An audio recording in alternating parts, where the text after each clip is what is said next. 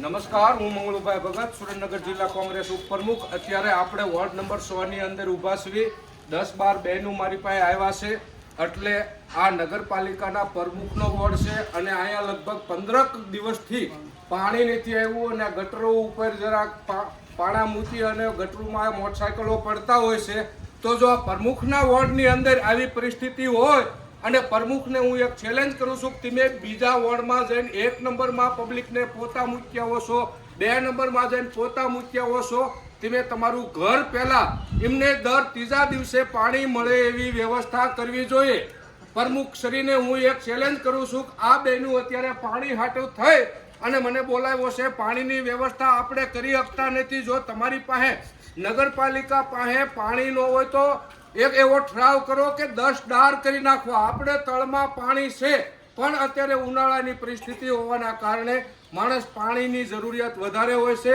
જો તમને મનમાં આવે, તમને પબ્લિકે વોટ ધરાવના આપ્યા છે અને તમને એમ લાગે કે અમારે પાણીની સમસ્યા હલ કરવી જોઈએ તો આ મારા બહેનો અત્યારે પાણી માટે થઈને આવ્યા છે. મારા બહેનો બોલ છે કેટલા દિવસથી બેન પાણી નથી આવ્યું? 10-15 દિવસથી પાણી નથી આવ્યું અને તમે પ્રમુખને મત આપ્યા છે ને પાણી નથી આવતું અહીંયા.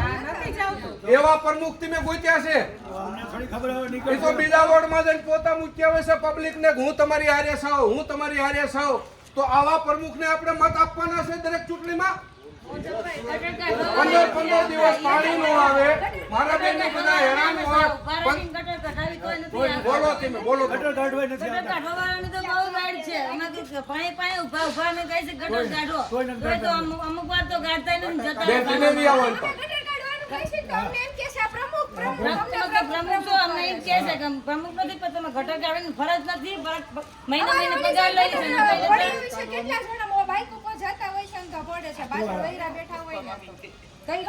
હવે આ વોર્ડ નંબર 100 છે અને પ્રમુખનો વોર્ડ છે.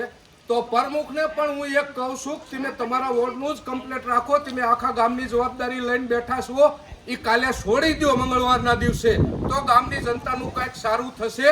અને અત્યારે આખું ગામ તમારાથી ત્રાહીમામ છે. ગામમાં પાણી નથી, સ્ટ્રીટ લાઇટ નથી, રોડના કાંઈ ઠેકાણા નથી અને તમે તમારા ભ્રષ્ટાચારમાં મશગુલ છો.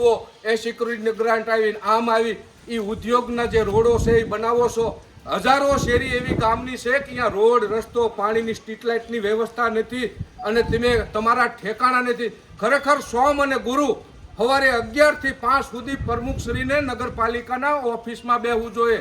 પણ આજે હું 10:30 11 વાગે ગયો પણ ઓફિસની અંદર કોઈ પણ અધિકારી નહીં કે સત્તાધીશ એક પણ નહોતો.